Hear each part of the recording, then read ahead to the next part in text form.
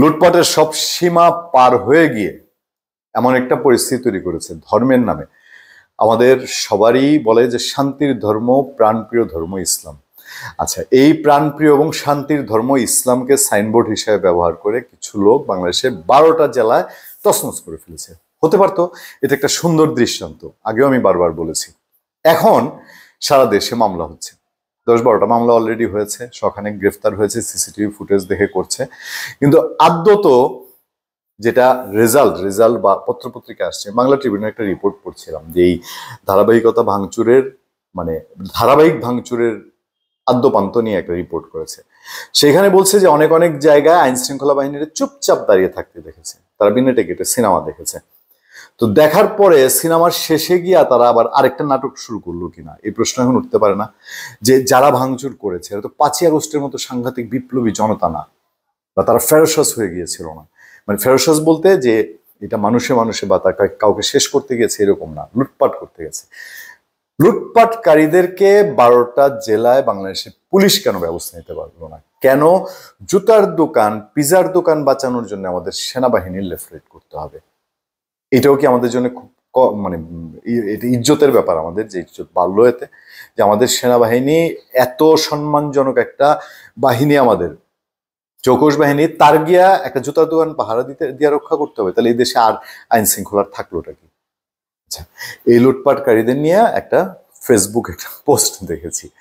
এই পোস্টটায় বলা হচ্ছে, আচ্ছা ইসরায়েলি পণ্য বাটার দোকান তোমরা ভেঙে ফেলছো, পিজার দোকান ভাঙছো, ঠিক আছে, কোক মুখ সব ভেঙে ফেলছো বলা যাবে না, কারণ বাটার দোকান তো দেখছেন বাটার লোভ সামলাইতে পারে নাই। মানে বলে না যে একেবারে লাইফ গ্যারেন্টি বাটা সোল, হ্যাঁ, তো ওই বাটার সোলের লোভ সামলাইতে পারে নাই, চুরি চামারি করে সবই লুটপাট করে আবার ঘরে নিয়ে গেছে। বাটার এমন কোনো বাটার শোরুমের সামনে দেখলাম না যে জুতা নষ্ট করে ওখানে ফালায় রাখছে, যে যার মতন। এবং আমি দেখছি একটা ভিডিওতে নাচতে নাচতে আলখেল্লা পড়া এক লোক নাচতে নাচতে স্যান্ডেল লুট করতেছে, আবার অন্যদেরকে লুট করার জন্য দিচ্ছে। এগুলো এরকম ফকিরের মতন ভিক্ষুকের মতো ঢিলাই দিতেছে আর লুফে নিতেছে। তো একজন প্রশ্ন করছে যে আইফোনও তো ইসরায়েলি পণ্য, এখন পর্যন্ত দেখলাম না যে কেউ আইফোন একটা ভেঙে বলেছে যে এই নে ইসরায়েলি পণ্য আর ব্যবহার করবো না। আচ্ছা, আইফোন বাদ দিলাম, আমি ইসরায়েলে যত পণ্যই বলেন, কোনো পণ্য কেউ ঘর থেকে এনে বাইরে বর্জনের নোটিশ দিয়েছিলেন এটা আমার চোখে পড়েনি। হ্যাঁ, এটা আমি মানতে বাধ্য। ওই যেই গ্রুপগুলো এই কাজটা করছে এরা তো তককে বসেই থাকে। এরা একবার ধর্মের নামে, একবার পলিটিক্সের নামে, একবার ফেসিবাদের নামে তারা মানুষের বাড়ি ঘর লুট করে। হ্যাঁ, এখন মব কালচারটা ছিল, এটারে বন্ধ করার জন্য সরকার পরে বাধ্য হয়ে সরকারের উপদেষ্টারা বলতেছে, মানে বহু স্মাতি যখন সারা তারপরে বলতেছে যে মব কালচার আর সহ্য করা হবে না। এখন এটার কি আবার ভিন্ন একটা রূপ তৈরি হচ্ছে, যেমন তো মানুষের পাকড়াও করে না। আর মব কালচার নাই কোথায় বলবো, এই যে দেখেন আপনার কি বলে এটাকে, যে সিরাজগঞ্জের তারাশের সাবেক এমপি জেল থেকে বের হয়েছে, কয়েকজনকে ধরে ফেলছে, ওটা মব না? আইনের গতিতে চলেছে, আইন তাকে জামিন দিয়েছে, তারপরে পুলিশ আবার পাল্টা মামলা দিয়ে তাদের জেলে ঢুকাই দিচ্ছে।